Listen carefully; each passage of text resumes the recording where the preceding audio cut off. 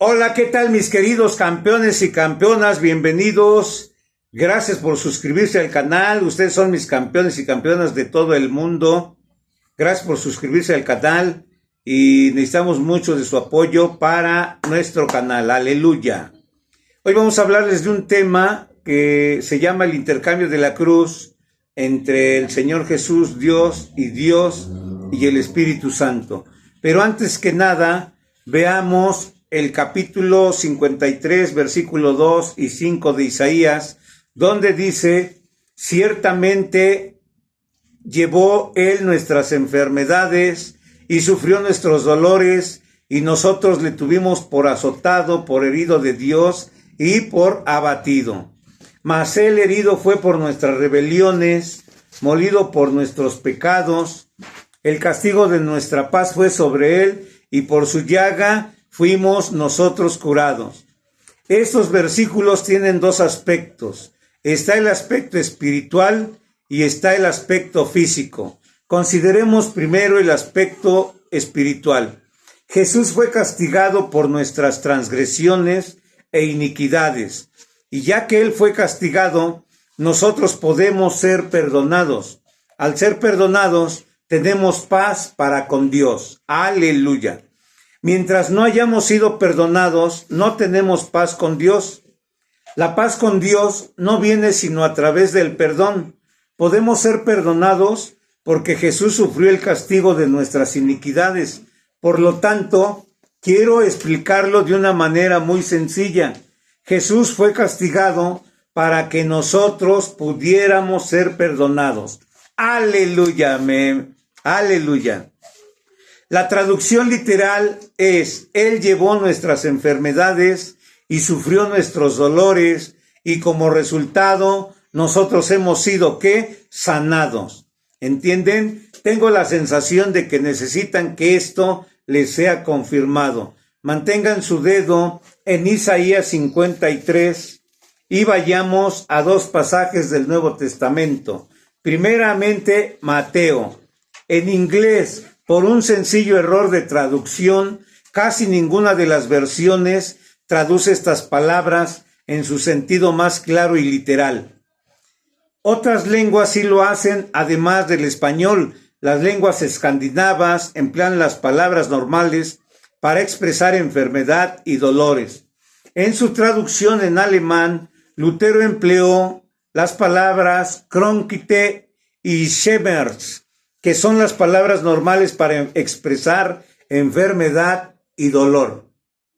Se trata solo de un error eso, Me parece que de cierta forma millones de creyentes angloparlantes han sido privados de una revelación del aspecto físico de la sanidad de Jesús. Leamos ahora Mateo 8:16 al 17. Se trata del comienzo del ministerio de Jesús. Y cuando llegó la noche, dice, trajeron a Jesús muchos endemoniados, y con la palabra echó fuera los demonios y sanó a todos los enfermos, para que se cumpliese lo dicho por el profeta Isaías cuando dijo: Él mismo tomó nuestras enfermedades y llevó nuestras dolencias. ¿Qué es lo que cita Mateo? Isaías 53, 4, 5. Recordemos que Mateo era judío y comprendía muy bien el hebreo, y también fue inspirado por el Espíritu Santo. Vayamos ahora a Primera de Pedro 2:24. Aquí Pedro también cita a Isaías 53:1. Pedro 2:24. Está a mediados de una frase, pero no dejaremos que esto nos perturbe. Dice: quien llevó él mismo nuestros pecados en su cuerpo sobre el madero, es decir, la cruz, para que nosotros, estando muertos a los pecados, vivamos a la justicia, y por cuya herida fuisteis sanados. En griego, el verbo que se emplea allí cuando dice fuisteis sanados es la palabra que se usa normalmente para indicar sanidad. Aleluya. De este verbo se deriva la palabra que significa médico. Esta palabra todavía tiene el mismo significado actualmente en el griego moderno. Por lo tanto, está muy claro. En la cruz, Jesús tomó nuestras enfermedades y llevó nuestras dolencias, y por su llaga somos nosotros curados. Él fue el sustituto, por lo tanto, digámoslo ahora, expresando también cómo se llevó a cabo esto. Aleluya. Yo los voy a invitar a que sigamos en esto. Yo le diré primero y después los invitaré a que repitan conmigo. Jesús fue herido para que nosotros pudiéramos ser sanados. No tienen que ser teólogos para comprender esto. Muy bien. De hecho, los teólogos probablemente lo encuentren difícil de entender. Está bien. ¿Listos? Jesús fue herido para que nosotros pudiéramos ser sanados. Estos son los dos primeros aspectos del intercambio. Primero, Jesús fue castigado para que pudiéramos ser perdonados. Segundo, Jesús fue herido para que pudiéramos ser sanados. Ahora bien, si vamos al versículo 10 de Isaías 53, encontraremos una revelación más, o un poquito más completa de lo que se logró. Allí dice, con todo eso Jehová quiso quebrantarlo, a Jesús, sujetándolo a padecimientos. Cuando haya puesto su vida en expiación por el pecado, verá linaje, vivirá por largos días, y la voluntad de Jehová será en su mano prosperada. Aleluya. Fíjense en esta frase intermedia. Cuando haya puesto su vida en expiación por el pecado, esta frase también podría traducirse cuando su alma se haya hecho ofrenda por el pecado, sin cambiar el sentido de la palabra, sea cual sea la traducción. Lo cierto es que el alma de Jesús se convirtió en una ofrenda por el pecado de toda la humanidad. Ahora bien, la misma palabra que se traduce ofrenda por el pecado u ofrenda de expiación o culpa, también se traduce culpa en el Antiguo Testamento. Esto es así porque de acuerdo a la ley que regía las ofrendas por el pecado bajo el sacerdocio levítico, cuando alguien pecaba tenía que traer su ofrenda sacrificial. Aleluya.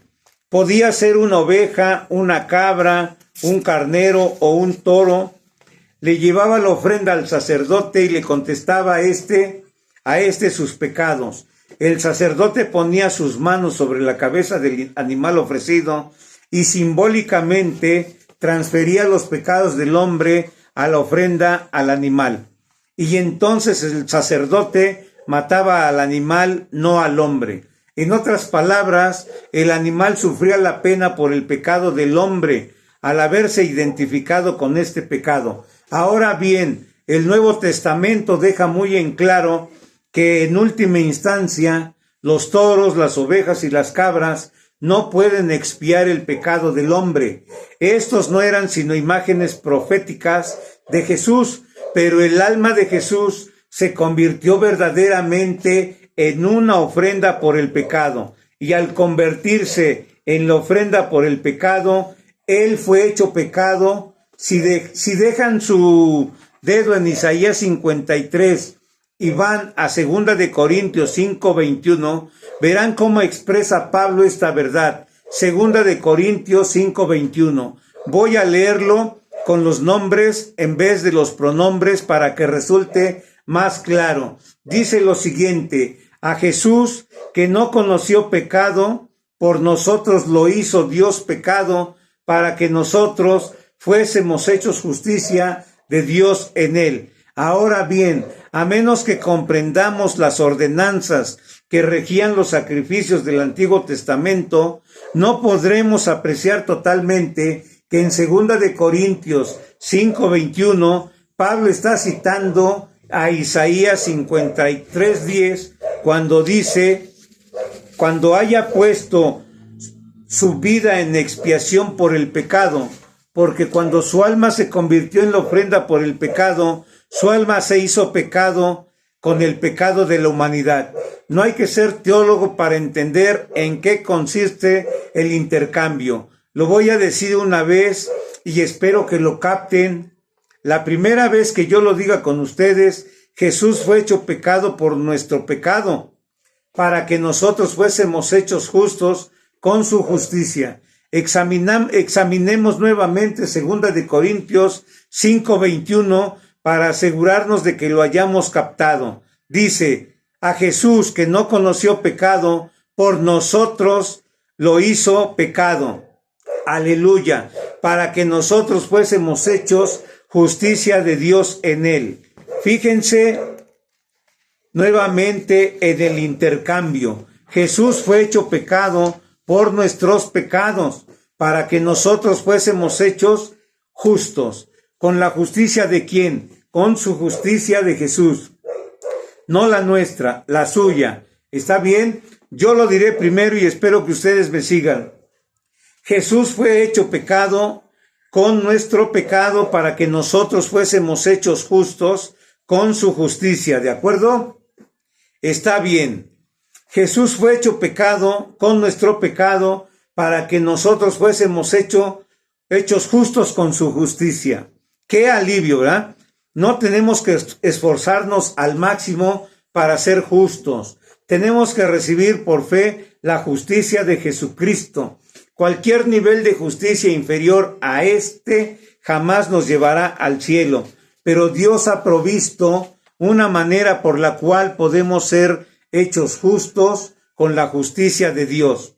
Para hablar del próximo intercambio, buscaremos Hebreos 2:9. Pudiéramos leer muchos pasajes diferentes, pero me parece que este es el más sencillo y el más corto. Hebreos 2:9 dice lo siguiente: pero vemos a aquel que fue hecho un poco menor que los ángeles, a Jesús, coronado de gloria y de honra, a causa del padecimiento de la muerte, para que por la gracia de Dios gustase la muerte por todos.